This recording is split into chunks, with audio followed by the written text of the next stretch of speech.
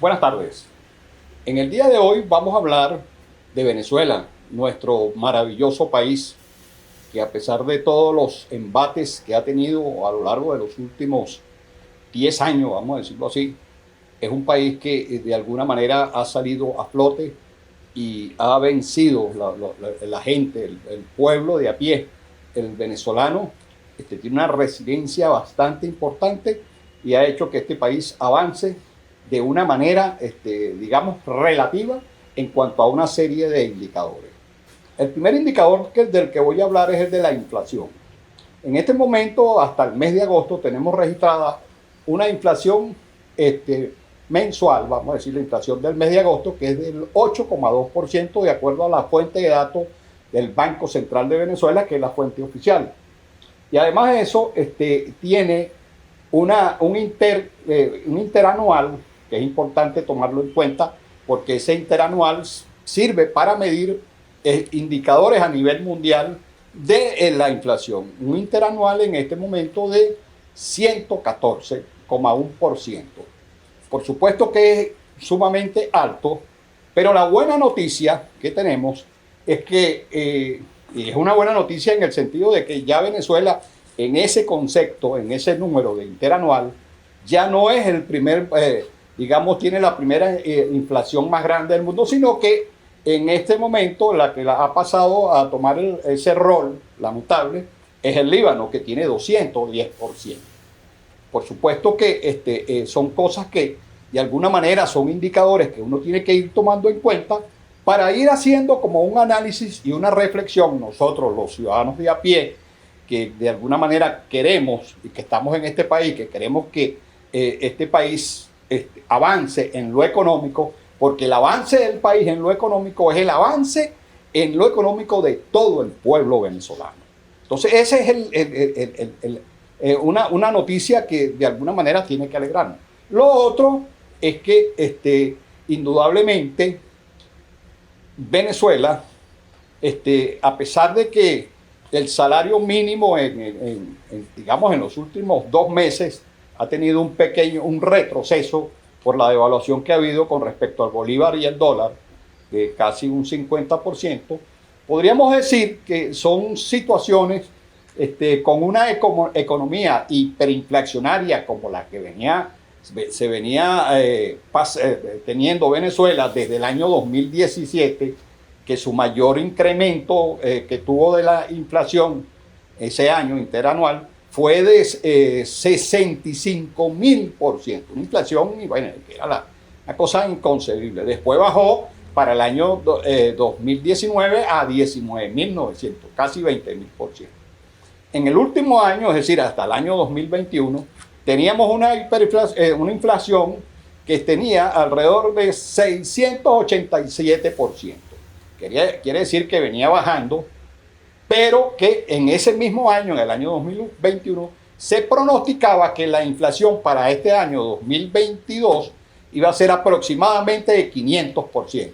cosa que no ha sucedido. Es lo que de alguna manera tiene que alegrarnos a nosotros en ese sentido, porque esa bajada de la economía, esas fluctuaciones son evidentes porque venimos de una hiperinflación. Por supuesto que hay que seguir haciendo más ajustes en lo que tiene que ver con la economía productiva. Es decir, Venezuela tiene que, de alguna manera, la ley de zonas económicas especiales, que va a hacer,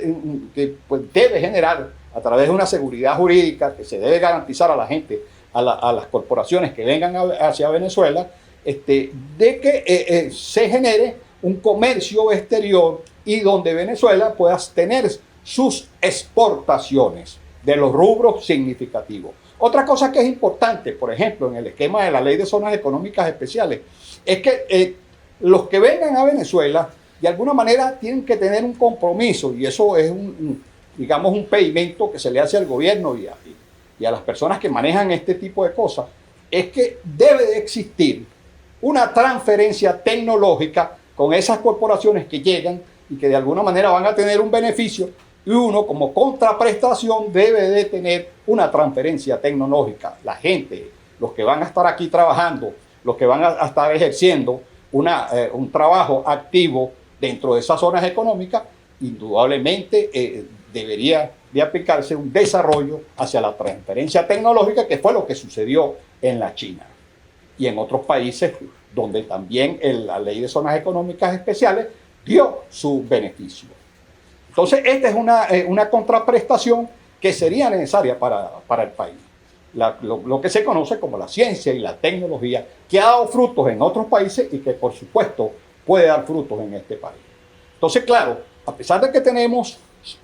medidas unilaterales, sanciones económicas, que yo debo decir que son las mayores sanciones económicas que a nivel de país de Occidente se tiene, hemos avanzado. Se ve que uno sale a la calle y ve que hay un movimiento bastante fuerte en la ciudad de Caracas. Yo no he ido, indudablemente en estos días estuve en Puerto Ordaz, también vi cierto movimiento en el comercio, y eso debe de generar, a través de lo que nosotros consideramos, por ejemplo, la ley de zonas económicas especiales, también lo que está sucediendo con Colombia y Venezuela, que es un elemento sustantivo muy importante para la economía binacional de estos dos países hermanos.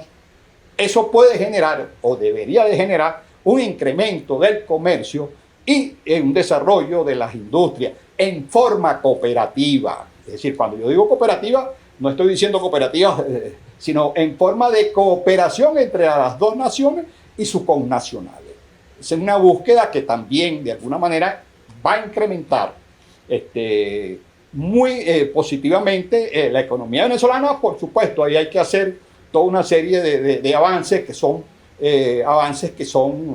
progresivos. Y esa es una de las cosas que se tiene contemplada. Otra zona que yo considero que es importante y que se debe desarrollar y que hay que ponerle, el foco de atención, es la zona norte-sur de Venezuela-Brasil. Porque se supone que, y ya los números de las encuestas que se están realizando, dan que claramente el nuevo presidente de Brasil va a ser el señor Lula da Silva, que se ha demostrado, fue una persona que demostró que tuvo una política, digamos, de buen vecino hacia Venezuela, y esa es una de las cosas que también podría generar un mecanismo de interrelación entre Brasil y Venezuela. Es una búsqueda de soluciones. Nosotros los venezolanos, los que estamos aquí en Venezuela, incluso también los que no están, porque también son venezolanos, entonces lo que debemos de buscar es que emocionalmente nosotros nos sintamos en ese sentido con un fresco para poder buscar soluciones nosotros como emprendedores. Ya se ve que la juventud venezolana está desarrollándose en el esquema de lo que se conoce como la tecnología digital o la economía digital, a pesar de que existen sus fallas en Venezuela en cuanto al sistema de Internet. Pero es un esquema que se está, digamos, desarrollando, y es necesario precisamente buscar la solución a estos esquemas de sistemas de Internet, porque indudablemente ese desarrollo también es implícito para que la economía avance de una forma sostenida. ¿Qué es lo que se persigue con la economía venezolana? ¿Hacia dónde vamos? ¿Hacia dónde queremos ir los venezolanos? Hacia una economía sustentable y de largo aliento, para irnos desarrollando hacia un esquema de un país que quiere avanzar en búsqueda de soluciones desde el punto de vista de la ciencia, desde el punto de vista de la tecnología, que es la base fundamental, que es lo que viene, que es lo que se está desarrollando. Por eso es que hay que hacer bastante hincapié en que la transferencia tecnológica se haga desde dentro de Venezuela y también hacia afuera.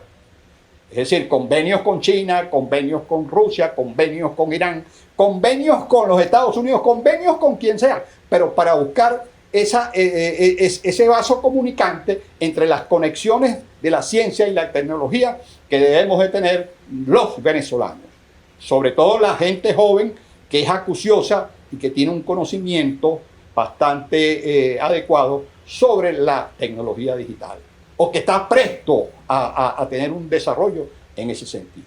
Entonces, llamo la atención sobre esto, de que tenemos que tener una actitud, nosotros los venezolanos, emocional hacia la búsqueda de soluciones, tanto el gobierno, que es el que debe tener la batuta, porque es el que tiene, digamos, la capacidad y el blindaje necesario y la infraestructura para poder dar un desarrollo en la búsqueda del desarrollo de la agricultura, que es muy importante, de la ganadería, del comercio que se desarrolle no solamente aguas adentro en las regiones centrales, sino también en las regiones de afuera. Por ejemplo, en la parte norte-sur, entre Venezuela y Brasil, debe desarrollarse un esquema, porque en la parte norte de Brasil prácticamente está muy lejana a la parte central de Brasil, y la economía venezolana de alguna manera puede ayudar a ese desarrollo, digamos, y esa importancia hacia el Brasil también. Entonces, muchas gracias por escucharme y bueno, tómenos en cuenta para futuras conversaciones al respecto sobre Venezuela. Gracias.